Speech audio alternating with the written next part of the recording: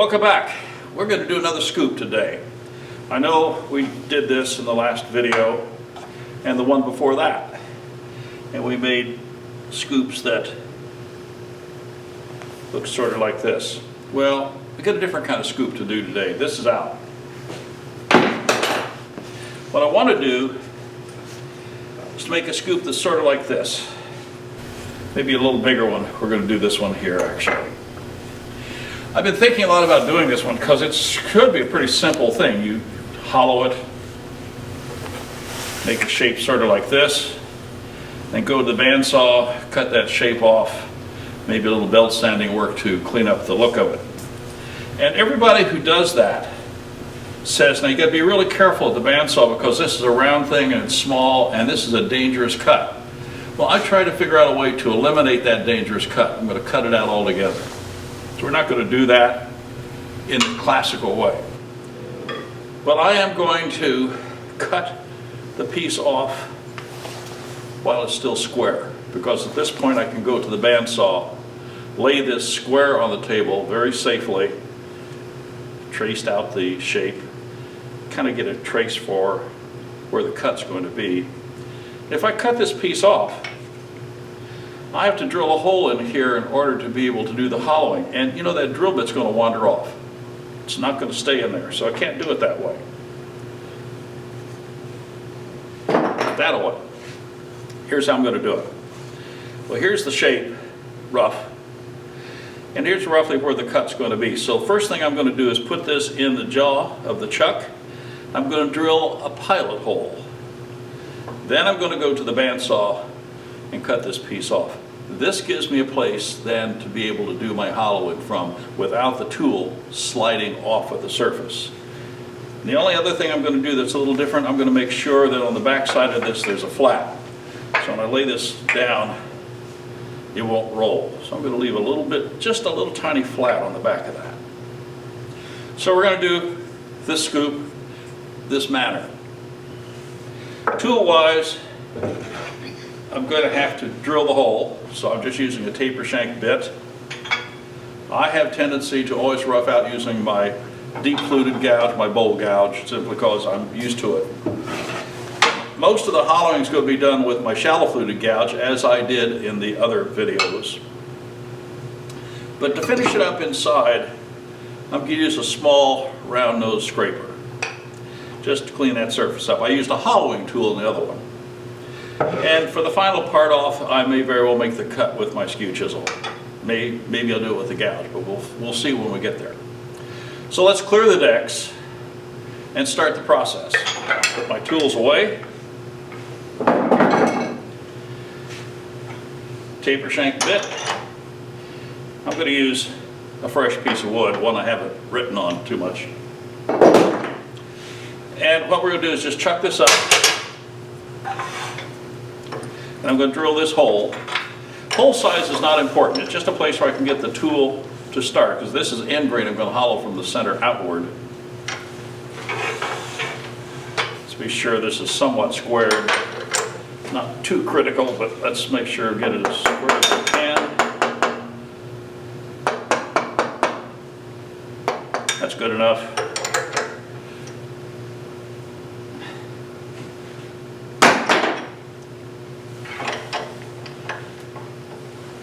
And right now I'm just going to drill that pilot hole and get the chuck key to work. Okay. So the piece is here. I'm going to take a felt marker and I'm going to say I want to go about that deep. It's not critical, is it? I'm using my depth measuring device here. So I'm going to drill to about that point. That gives me the depth of the bowl.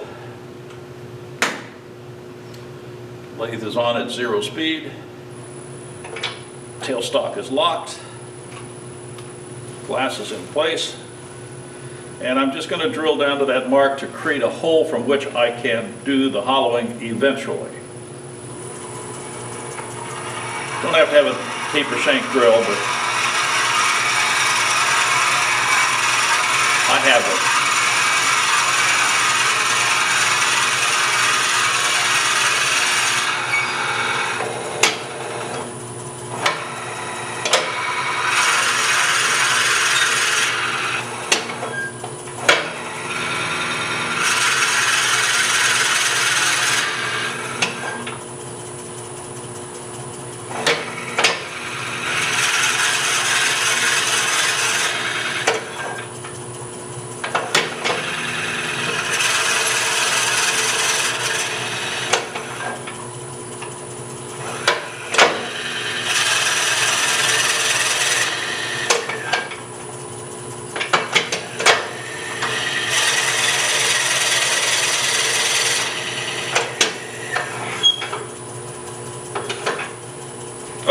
drilling's done.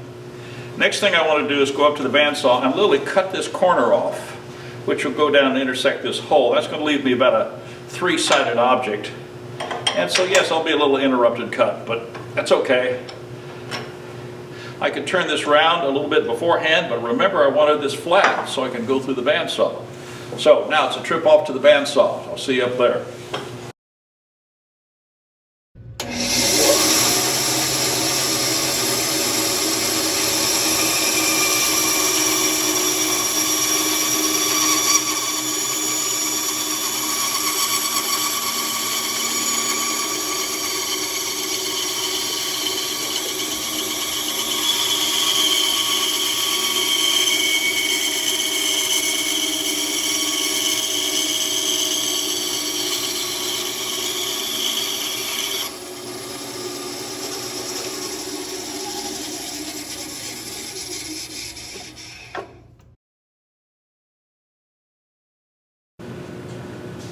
Okay, back from the belt sander.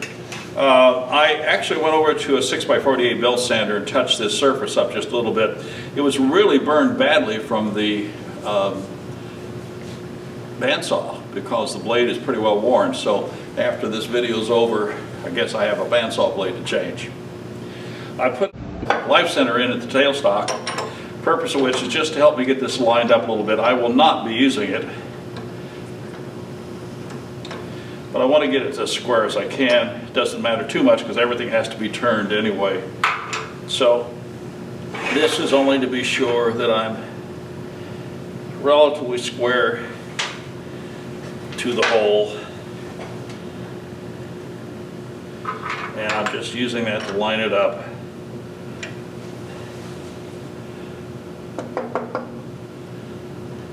That's close enough. And I'm going to remove it so I don't impale myself, as I have in the past. Now, because this is a pretty big piece of wood, I'm perfectly comfortable returning this without tailstock support, especially since I'm going to be working in there anyway eventually. Getting this as tight as I can. Well, it's not going to go anywhere. That's it. So first thing to do is to turn this scoop portion to shape and leave the handle portion right where it is for a while.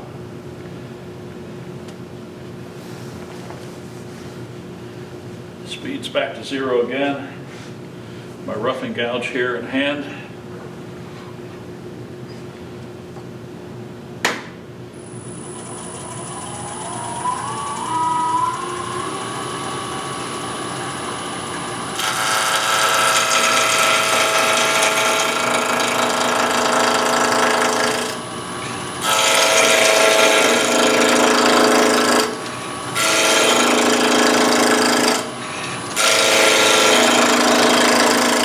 Tell where the scoop is with the sound, can't we?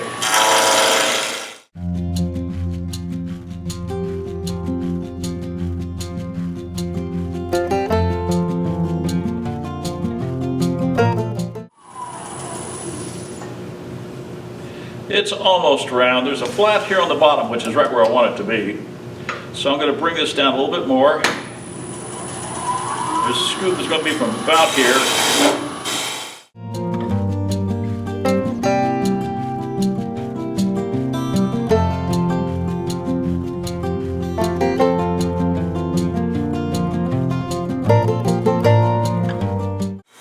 Okay, just knocking off the corners down here.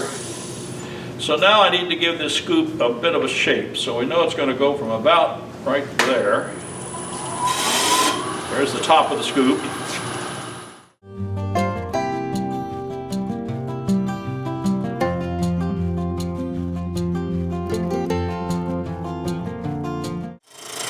And I'm literally looking at the shadow of the piece against the floor. We have a really dark floor in this room. The nice thing about that, it gives me a good contrast against this light colored wood. So let me finish shaping this down.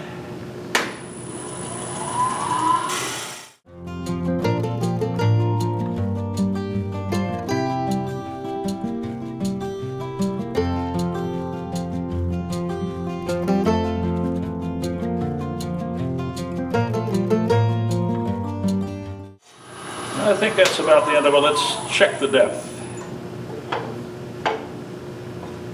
So it's going to about there. It needs to go just a little bit farther back.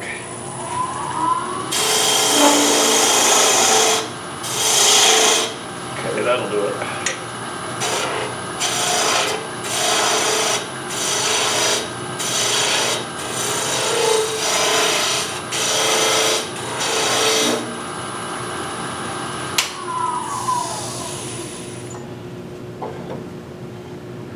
Careful measuring. Yeah, that's about right. Maybe a smidge more.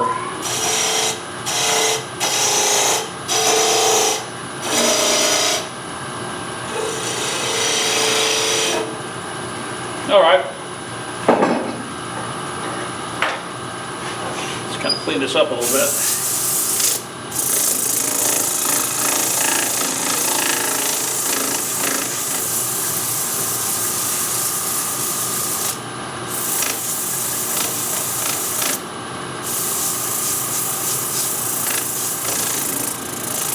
You can send interrupted shapes if you hold the paper nice and tight.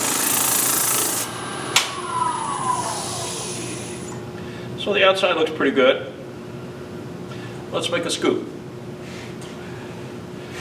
So I'm going to come around here to the end. And I want to be right on center line and a little bit low. Now this is a standard hollowing job, except I can see where I'm going because the side is missing. It's going to be kind of fun.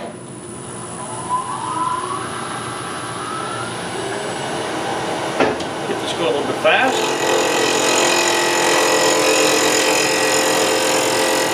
The gouge is positioned about a 45-degree angle, and I'm literally just moving the handle backwards. The blade stays level.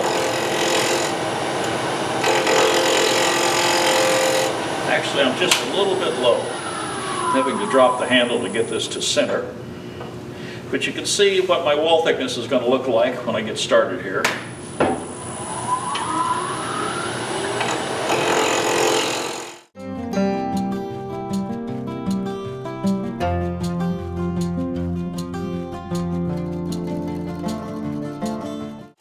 I can see the wall thickness developing. It'd be really nice if you could see down through here. You'd be able to see what I see, which is my tool working inside the vessel. Pretty cool.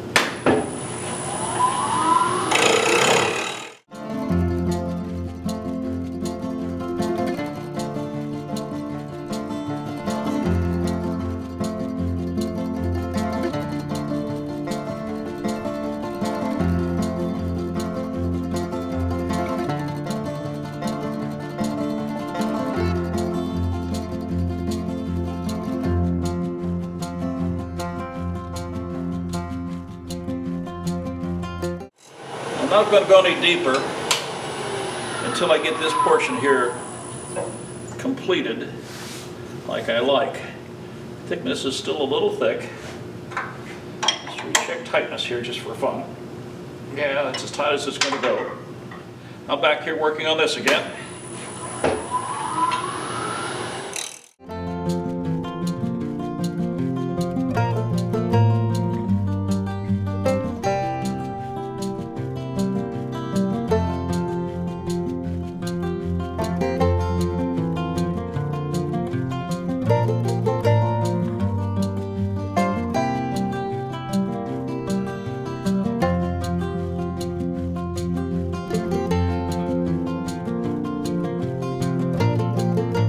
Throughout this video, you're hearing a lot of chattering sound, a lot of loud, vibrating noise. That's because this shallow fluted gouge is hanging over the tool rest far longer than it's designed to do. So as a result, it's this metal vibrating that you're hearing. High-pitched sounds, vibrating tools. Low-pitched sounds, vibrating wood. We're hearing vibrating tools. As you can see, my shape is coming along okay. We've got a lot of hollowing down in here yet to do. I'm going to take more off with this gouge, and then I'm going to change to my small round-nosed scraper. Just like in the other vessel, hand has to stay on this side of the tool rest for sure. So I'm down here. I've got about another 3/8 of an inch depth-wise to go.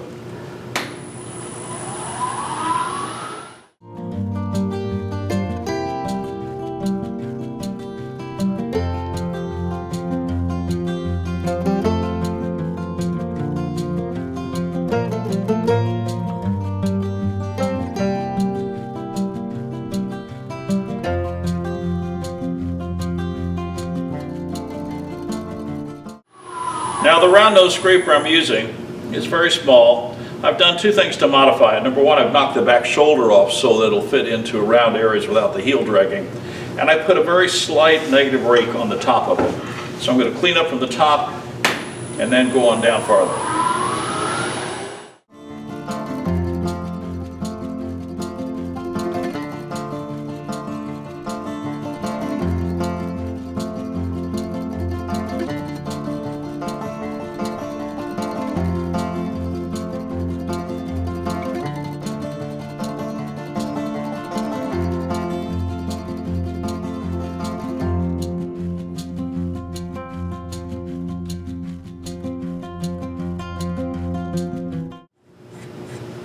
Pretty clean. I can do a little bit more at the bottom, but just a little bit, not much.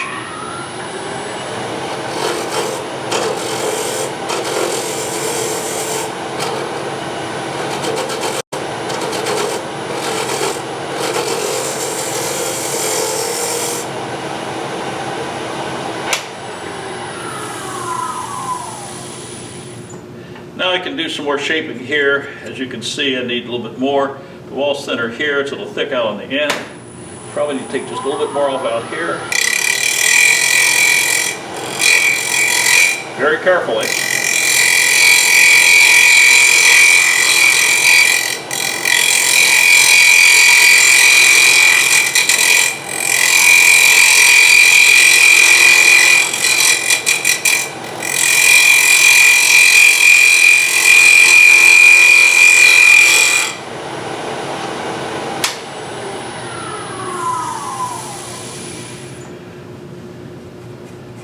That was really smooth. I'm okay with that. And this edge will all get cleaned up a little bit here. So let's go on and work on the shaft. Before I go on, I still got some mass here. I can soften up these edges a lot with a little bit of 80 grit, depending on how much you want to sand.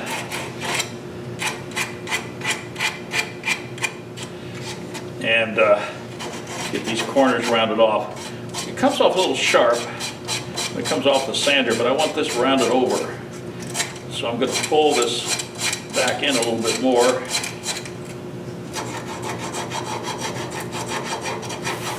Break this edge.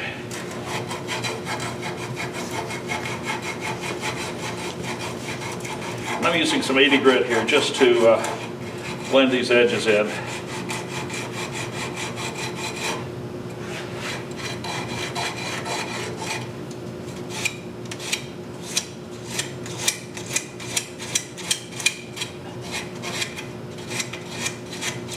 And you can sand as much as you want to. And there's a lot of hand sanding here to make this look really nice. I want to round these corners here, for instance. One could take a rasp if you wanted to, I suppose.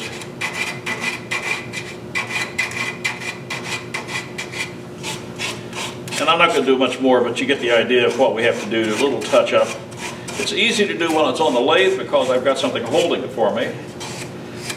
To sand the inside, we went back to the hemostats and a piece of sandpaper. Straight in here is a good way to clean that up.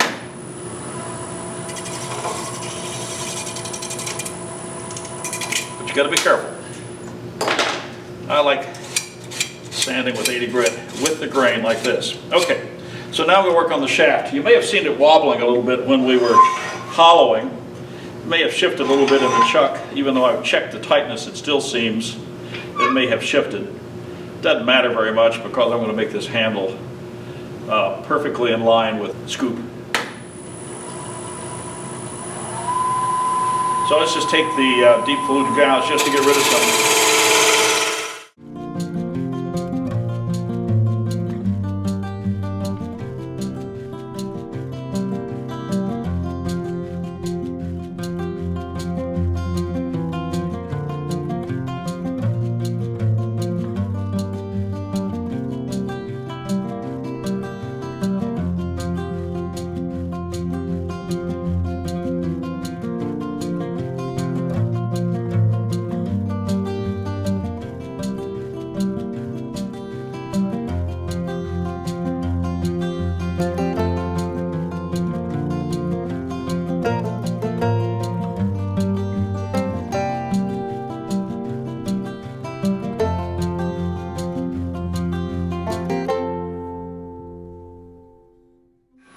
solid fluted gouge to finish it up.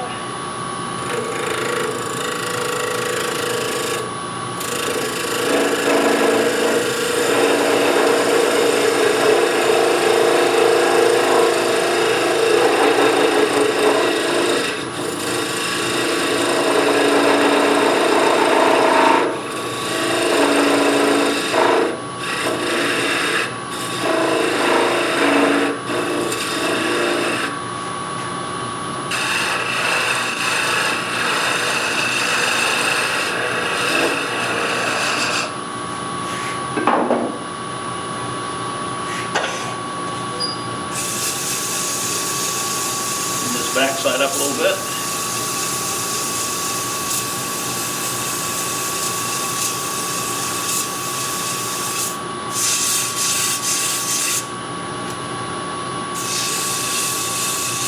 Little 180. Now you can decorate if you wanted to.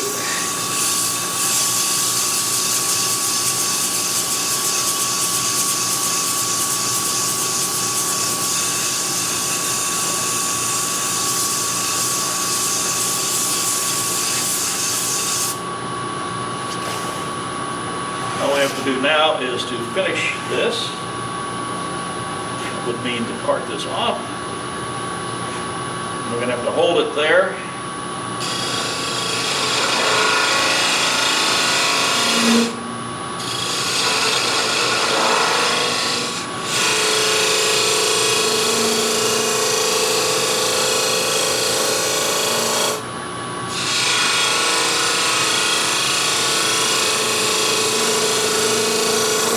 Creating some clearance.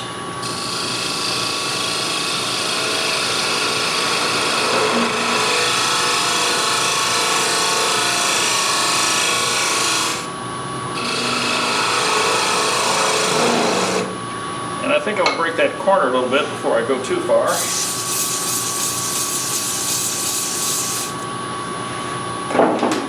I'll finish this off with my skew chisel.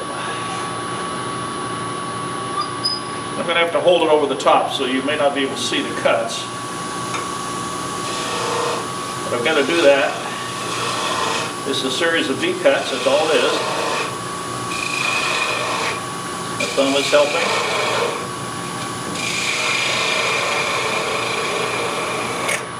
And there we go. A little cleanup on the end to do, that'll be sanded. Well, actually, I can actually use my skew chisel to part away some of that rough.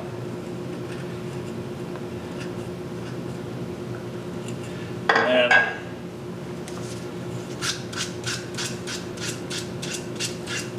polish over the end. So, a little work yet to do in terms of getting the shape exactly the way I want. I want to break these corners down some more. I want to soften this edge up here.